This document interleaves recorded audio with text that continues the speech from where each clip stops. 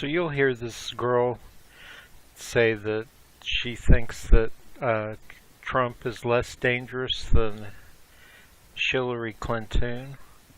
And yes and no. And I'll explain to you why.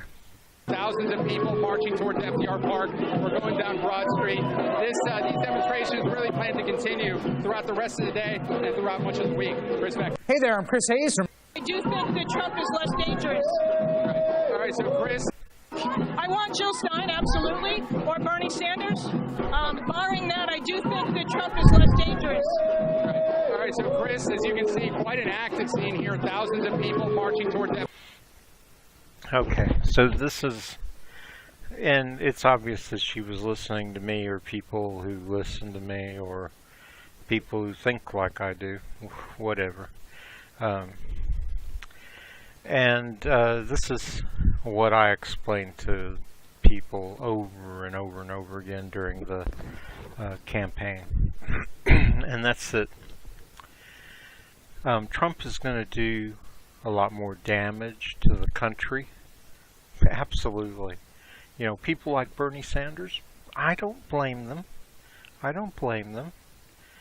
You know, they want what's best for the country. But they're talking short run. I'm talking long run. Okay, in the short run, yes, the Clintons, they'll do a lot less damage. I mean, if we had Hillary as president right now, the country would be a lot better off. Now, maybe there's certain segments of the country that are better off with Trump. You know, all of his thugs and his employees and his friends' and all that. You know, them. They're doing better, I'm sure. But the country is fucked. I mean, right? I mean, we're just more of the same, except for worse. Lower wages, shittier jobs, bigger assholes as bosses. You know, I mean, we all know unless you're a millennial and you haven't gotten to experience it, but we're all butthurt, so we know what's going on. But here's where, especially in the long run, Hillary Clinton and her establishment Democrats do more damage to the country, and way, way, way more damage to the Democratic Party. Because they make it, if she were president now, it would be a long time before progressives would get their chance to run this country. And that is what will end all this damage, all this suffering in this country. So until we get that, and the other side of it is that, you know, it's worse to be an establishment politician. So you take money from the rich and you do their bidding, and you placate the rest of the base, you placate the voters, pretending like you're actually working for them. So, you know, I mean, there's that. There's the hypocrisy, right? So, I mean, between the fact that they keep progressives out and they keep the people from having their government, which to me is a bigger crime than just openly screwing us, right? You know, I mean, that's bribery, right? You're taking all this money from all these rich people and doing their bidding, while you're lying to the people and you're getting them to back you, and you know it. Anybody who doesn't understand what Democratic Leadership Council is, they need to go check it out. I'll show you a bit of a clip from it right now. just so that you have an idea.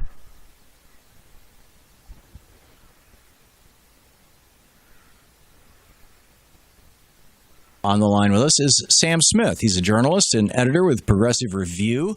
That's ProRev, PROREV.com, the Progressive Review. Author of several books. And his Twitter is @ProRev.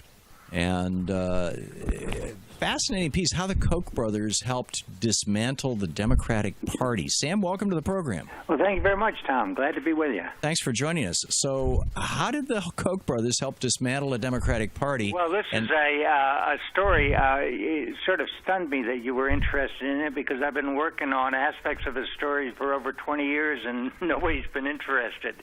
But if you go back all the way to 1988, there was a group that was formed called the Democratic Leadership Council. This was Al Fromm's group, right? Al Fromm and yeah, Bill Clinton. Right. And the idea was to move the Democratic Party to the right.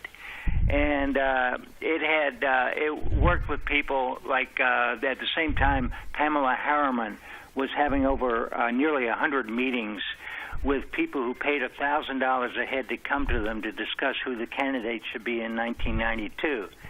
And she raised about $12 million. But meanwhile, the Democratic Leadership Council was working on aspects of how you make the Democratic Party more conservative.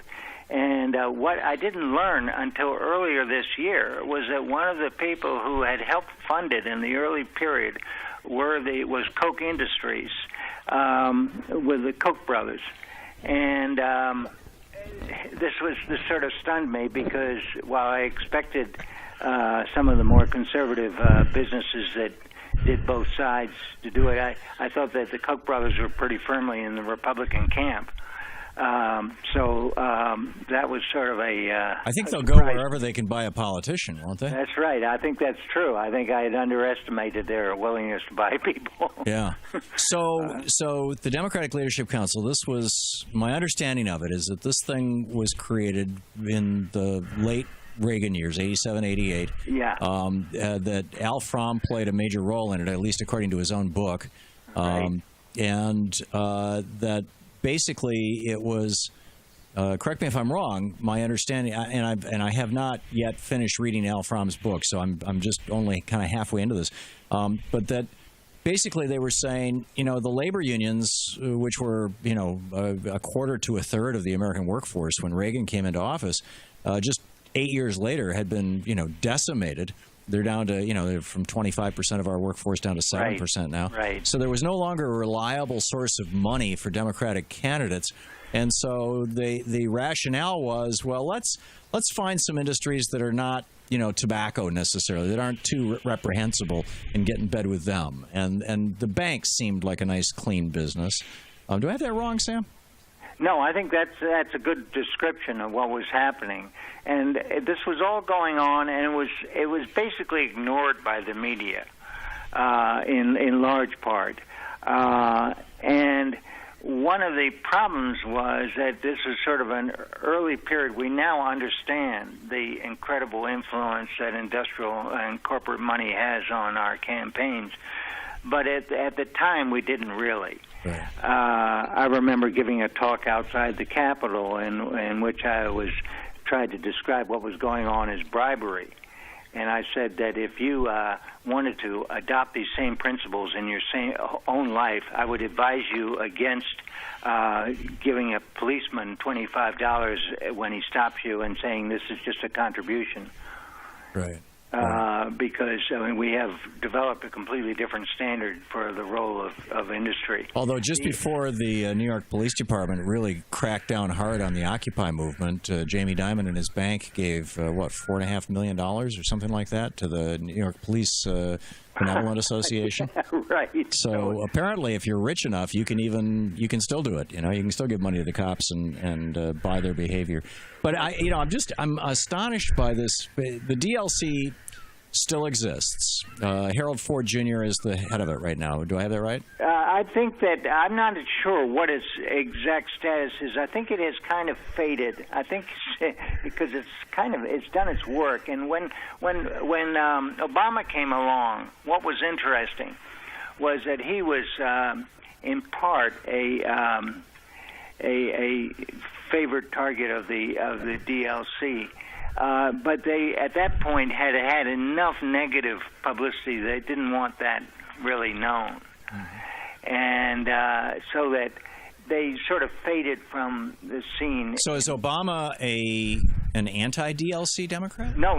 He was fine with them. I mean, he was one of their creations in part. Right. So but the thing was that there was enough. He was trying to present himself as far more liberal than he was. Oh, yeah. Well, I mean, Bill Clinton campaigned with his new covenant speech on reviving FDR's New Deal, and he never did any of that stuff. Yeah. And Obama campaigned on one ending of the NAFTA. problems you got with this is that it's not just the media doesn't cover the present, but it doesn't cover the past. Right. And as a result, I happen to, my father worked in the New Deal, and I covered the Great Society, and I'm aware of this shift in. Okay, so you get the idea, right? I mean, all right, well, I'm just going to come out and say it, and I'm going to say it as a next segment.